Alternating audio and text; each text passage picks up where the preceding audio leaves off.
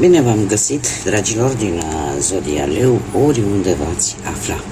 Bine ați venit tuturor la o nouă lectură, de data aceasta o lectură generală pentru luna august a acestui an 2025.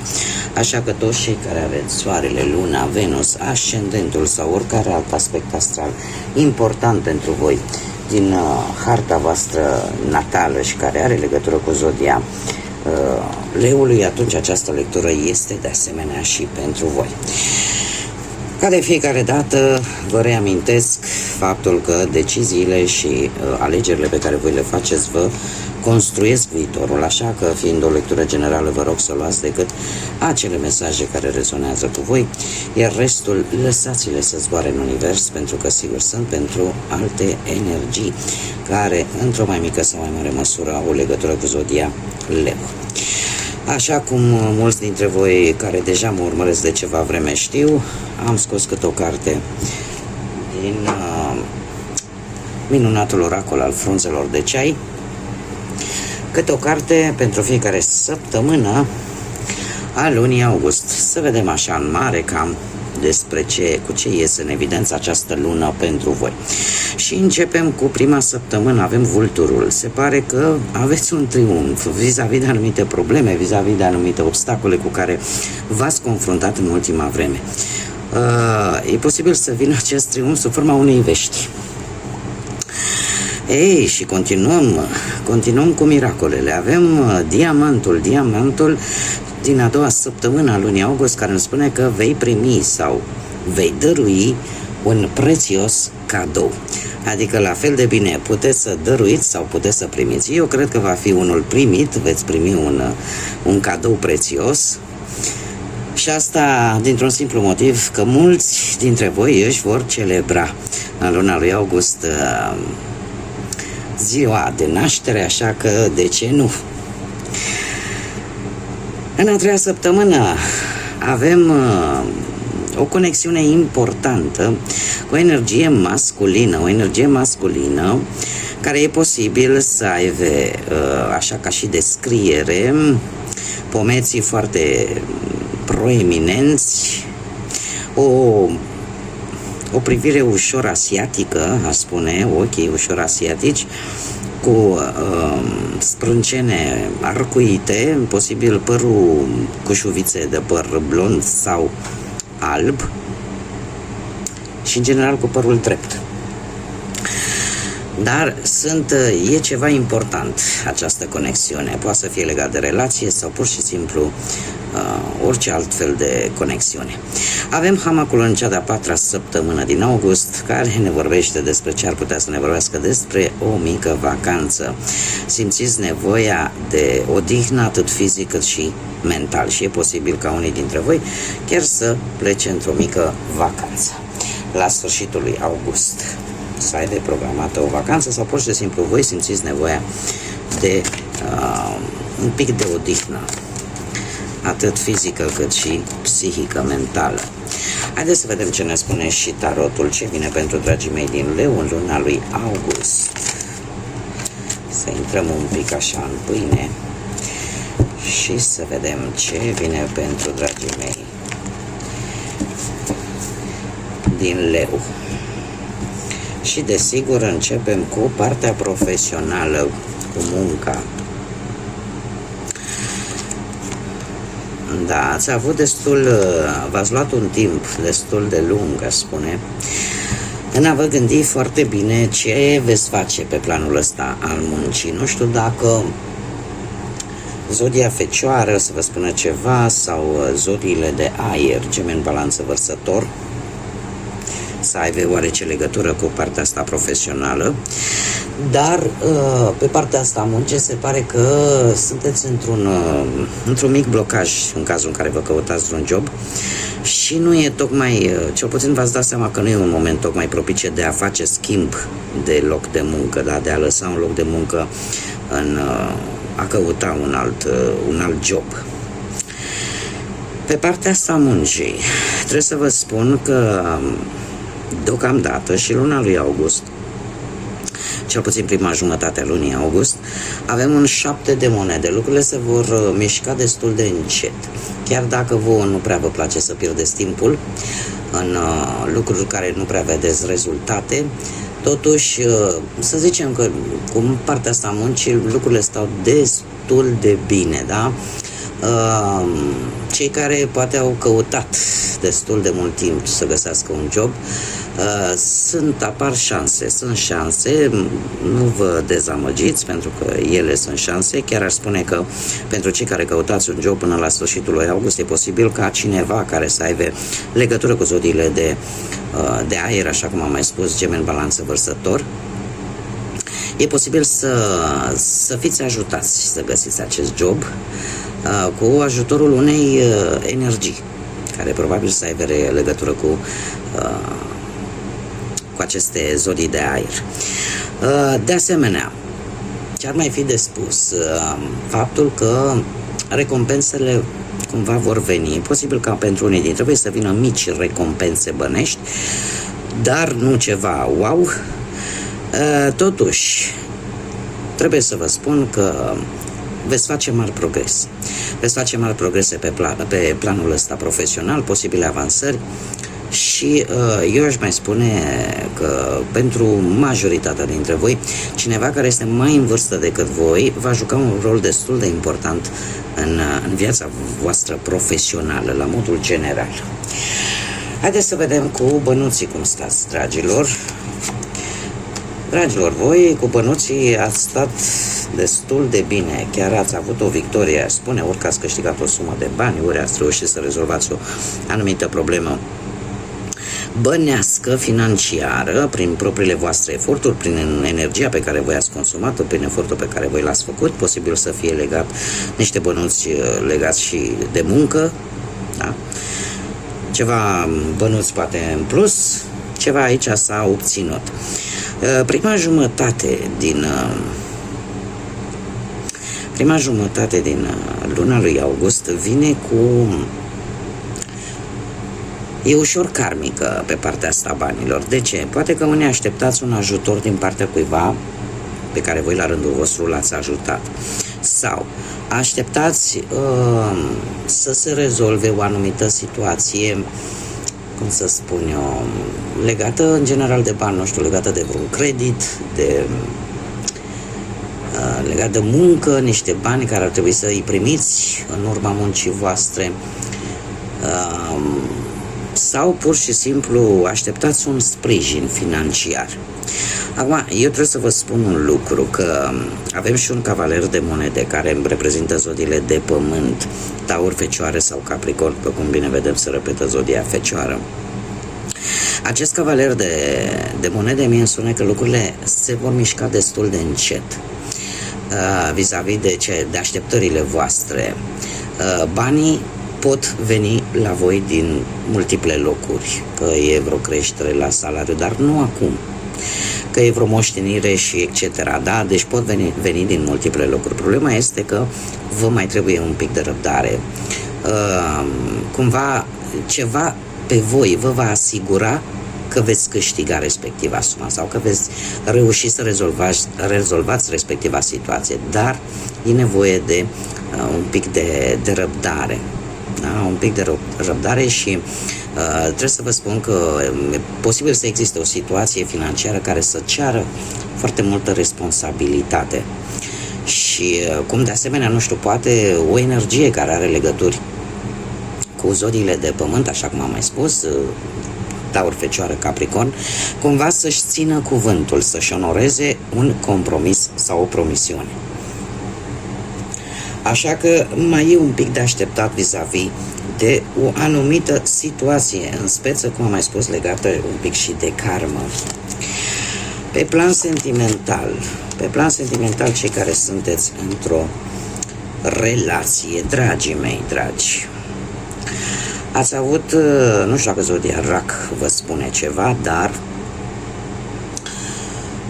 A apărut o tentație din partea voastră, din partea perechii voastre, de a urgenta anumite lucruri legate de relația voastră.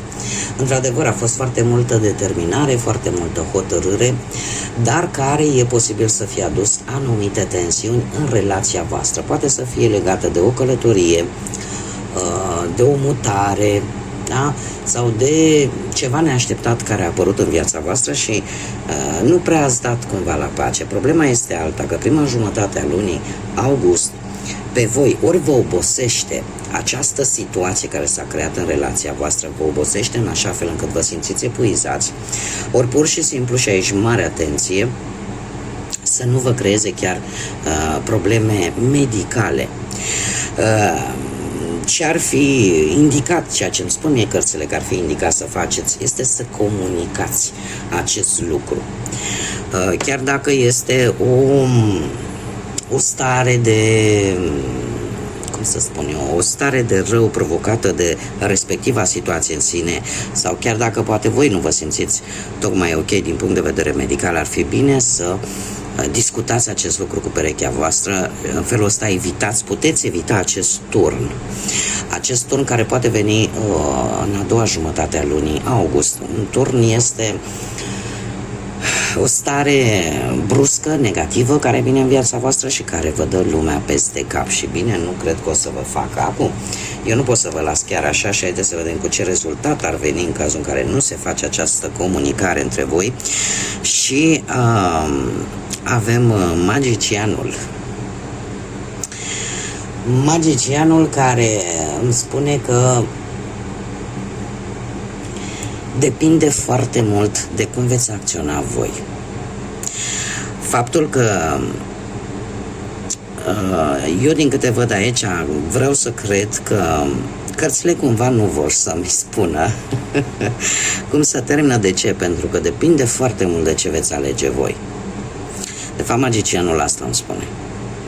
Pentru că tu ai, cei care se regăsesc cu acest mesaj, aveți capacitatea să rezolvați unele probleme negative care pot apărea în relația voastră. Și depinde de voi cum veți acționa. Pentru că acest turn, atunci când vine, nu știu, poate să fie sub forma unor tensiuni, unor certuri, unor neînțelegeri, pentru că este perfect normal atunci când celălalt nu știe ce ți se întâmplă să interpreteze greșit acțiunile, felul tău de a fi, și atunci să apară acest turn. De obicei, turnul, atunci când vine, eu o spun de fiecare dată de câte ori am ocazia, este ca un îndemn că o situație nu este cum trebuie. O situație care trebuie să se termine, pentru că nu ești pe drumul bun. Este, ca să zic așa, modul un pic mai dur al universului, al divinității, de a-ți spune, știi ceva aici, nu e în regulă. Și din câte văd, chiar dacă am mai pus încă o carte, depinde foarte mult de cum veți acționa voi în această lume. Cei care sunteți singuri, neavând pereche, poate, sau ați trecut din păcate, printr-o văduvie, printr-un divorț, printr-o separare, dragilor, voi ați fost pe cai mari în ultima perioadă, ați știut să vă apărați, ați știut așa să vă impuneți. Nu știu de ce tind să cred că unii dintre voi sunteți singuri și chiar și cu copii, chiar doi probabil. Cert este că ați știut cum să vă apărați, cum să vă menajați vis-a-vis de, poate de alții, de alte persoane. De ce spun acest lucru? Și de ce a trebuit să vă apărați? Pentru că e posibil ca voi ori să fie atras atenția unei persoane în mod special, iar aceasta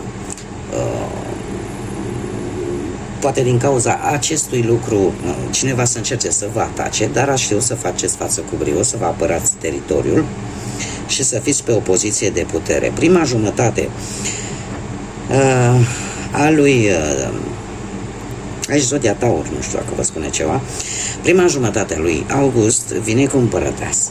Dragii mei, împărăteasa îmi vorbește de o dragoste adevărată care poate veni în viața voastră, cu toate aceste, poate să fie bârfe, poate să fie invidii, poate să fie persoane care, nu știu, poate să fi vrut să vă facă rău din gelozie, din N motive. Cert este că pentru voi prima jumătate vine cu apariția unei iubiri adevărate, unei energii care într-adevăr își dorește o relație, își dorește poate o familie, în adevăratul sens al cuvântului. Iar sfârșitul lui, a doua jumătate a lui august, vine cu acest 3 de monede care îmi spune că această iubire poate apărea ori la locul de muncă, ori căutând de muncă, ori într-o conjunctură de colectiv, de mai multe persoane. Asta așa. În cazul în care poate vă mirați, domne, de unde să apară. Acum, haideți să vedem ce mesaj au îngerii pentru voi, dragilor din Leu, și ce numere sunt importante, poate ce date sunt importante în această lună august. Care este mesajul, te rog, pentru dragii mei din Leu sau cu legături puternice cu această zodie? Un mesaj, te rog. Și cred eu că au căzut mai multe, ia să vedem, foarte multe. Vai, extraordinar, dar le las, știți de ce? În primul rând se repetă cifra 2, cifra 7, nu mai spun și avem și cifra 8, așa că le voi citi pe toate așa repejor. Și avem așa, ori data de 20 august, ori data de 2 august, în care, ce ne spune acest mesaj, se pare că te vei relaționa cu ceilalți la un nivel aproape cosmic. Ești dedicat să construiești o varietate de relații armonioase, ai capacitatea să-i urmezi pe ceilalți și punctul lor de vedere prin intermediul amabilității. Se pare că într-un final vei reuși să găsești acea punte de legătură vis-a-vis de relațiile cu ceilalți. Și acest 7 de spade să nu se mai repete. De asemenea, după cum bine vedeți, am zis data de 2 și data de 20. Ia uite că acum am văzut că nu se vede. Deci am zis data de 2 și data de 20. Aici avem un mesaj, dar la data de 2 spune sunt diplomată. Deci exact ce vă spuneam, găsiți acea punte de legătură. După aceea mi-am dat seama că aici avem pe 2 separați și spune așa, ai un mare talent pentru a găsi soluții. Ai naturalețea ta intuitivă și imparțială îți permite să vezi toate laturile oricărei situații și să sfătuiești pe ceilalți către un rezultat cât mai drept și cât mai benefic. Deci veți probabil rezolva anumite situații conflictive, dar prin intermediul diplomației și în felul ăsta vă veți simți mult mai armonios. Se repete foarte mult, după cum bine vedem, cifra 7, dragilor, care ne vorbește de înțelepciune. Este un număr spiritual care ne vorbește de o gândire foarte profundă, o evaluare foarte înțeleaptă a lucrurilor și un puternic simț de observație. Acum, dacă ar fi să spunem niște date, ar fi data de 7, de 14 și de 21. Și spunea în felul următor, scopul tău curge din interior și tot ceea ce tu dezvolți sau scoți la lumină este parte din acest scop. O stare de liniște și pace în sufletul tău. Pentru că probabil vei lăsa lucrurile să curgă de la sine. Va fi o situație în care nu te vei opune unei anumite schimbări și încă o dată se repetă de data aceasta, deci probabil că 7 și 14 vor fi zile importante. Ce ne spune? Este timpul să lași în urmă acele vechiuri obiceiuri și temeri. Acum este momentul să mergi în direcția către cele mai mari dorințe și ambiții ale tale. Acum este momentul să fii isteț și curajos. Isteață și curajoasă. Deci e vorba, cum am mai spus, de înțelepciune, de inteligență, de evaluare profundă. Și mai avem și un 8, care poate să fie chiar 8 august, care ne spune așa, talentul pentru a stabili și pentru a atinge acele dorințe este ca niciodată ca niciodată, este foarte puternic.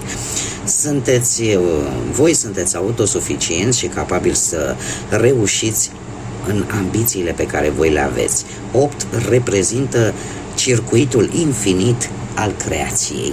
Și aici sunt exitos, sunt exitoasă, sunt cel care reușește. Acum 8 este și un număr karmic, este numărul reușitei, al puterii. E adevărat că ne vorbește de karmă, de destin, dar ne vorbește în primul și în primul rând de liberul vostru arbitru, de puterea voastră de a alege, de a schimba ceva în urma alegerilor voastre.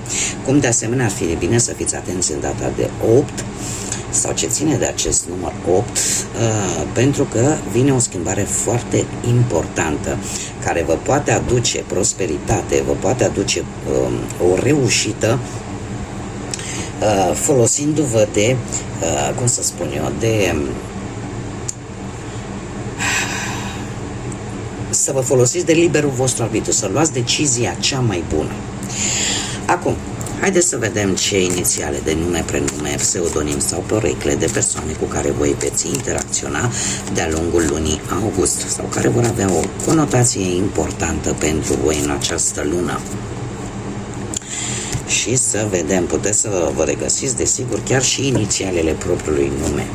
Și avem litera J, litera R, litera C,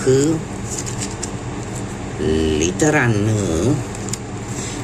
litera F, litera D, litera X și litera U.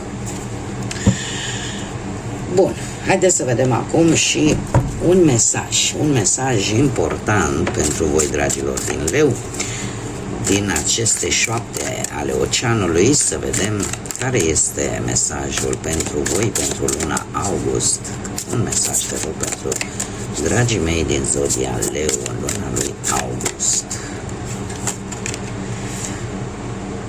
Sămânța oceanului, sămânța mării, și spune așa: găsește frumusețea în vulnerabilitate și lasă rezolvarea să strălucească prin viața ta și prin schimbările prin care tu treci. Este de fapt un îndemn de a nu încerca să deții mereu controlul unei anumite situații, pentru că la un moment dat viața o demonstrează, este câteodată cât de mult ne-am străduit să ținem un anumit control vis-a-vis de o anumită situație, e atât de obositor și rezultă de multe ori poate un pic imposibil. Este un moment în luna lui august în care a fi vulnerabil nu este o slăbiciune sau a te simți vulnerabil, pentru că asta va declanșa anumite empatii față de din partea altor persoane. Asta nu înseamnă că este neapărat ceva rău. Și vă dau un exemplu, chiar pe mine vă dau, în permanență, așa m-a obligat viața și ce mi s-a întâmplat de-a lungul ei. Nu suportam ca cuiva să-i fie, uite ce cacofonie am făcut, îmi cer scuze, ca unei persoane să-i se facă milă de mine. Nu suportam acest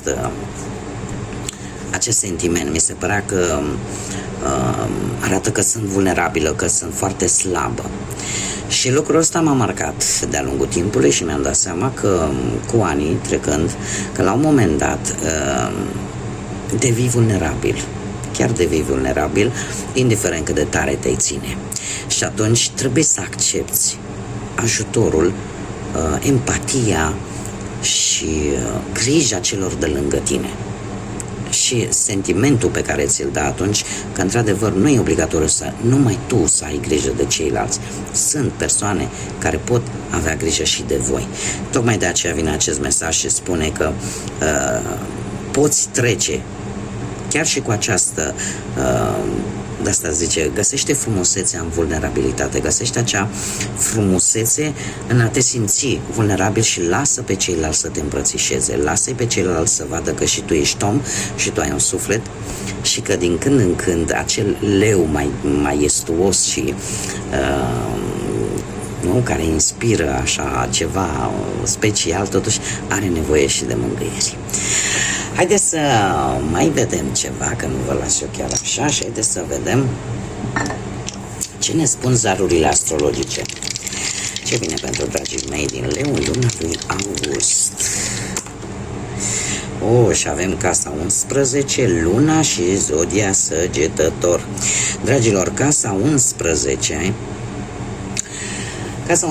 se ocupă cu lucrurile care de obicei te iau prin surprindere. E vorba de norocul tău, de partea ta norocoasă și de un eveniment social important, o petrecere, ceva important. Acum, dat fiind faptul că știu, mulți dintre voi își celebrează zilele de naștere în această lună august și pe această cale vă urez un călduros și din inimă la mulți ani sănătoși și să aveți parte de tot ce vă doriți mai bun în această lume. Casa aceasta, faptul că avem și luna și avem și pe aventurierul zodiacului, da, avem dragul nostru Săgetător, o altă zodie de foc, la fel ca și voi, asta îmi spune că e posibil să aveți parte de un eveniment tare frumos, care să vă dea speranță, care să vă dea echilibru, care chiar să vă ia prin surprindere. E posibil chiar o călătorie la care nu vă așteptați și eu aș spune că faptul că avem și luna care îmi vorbește de ceea ce voi nu arătați lumii, de ceea ce este în interiorul vostru, dar de asemenea ne vorbește de sentimente. Luna îmi vorbește despre mama fiecăruia sau o persoană maternă, cineva care de obicei cam avea toate răspunsurile la toate frământările voastre, așa că poate să fie legat de ori de o călătorie și ceva legat de mamele voastre, sau poate să fie chiar o călătorie romantică, o călătorie în care voi poate să fie și o călătorie spirituală, da? Nu știu, să fie un eveniment care pur și simplu să te răscolească pe interior și să scoată un pic la iveală ceea ce tu de fapt nu arăți întregii lumi, ceea ce tu ții acolo în sufletelul tău și nu spui nimănui. E ceva important pentru voi, cum de asemenea vorbește și de noroc, noroc vine pentru voi, da? În această lună august.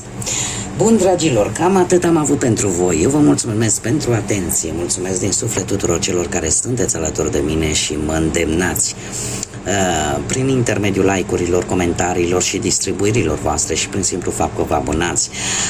Asta mă face pe mine să continui să fac aceste publicații și să ne regăsim ca de fiecare dată împreună aici pe canal. Așa că mii de mulțumiri tuturor. Până data viitoare când ne vom reîntâlni la o nouă lectură, eu vă doresc tot binele din lume, să aveți parte de zile de naștere cât mai frumoase alături de persoanele dragi vouă și să străluciți, pentru că asta știți să faceți cel mai bine, să străluciți, dragilor. Așa că până la o nouă lectură, numai bine și să fiți iubiți!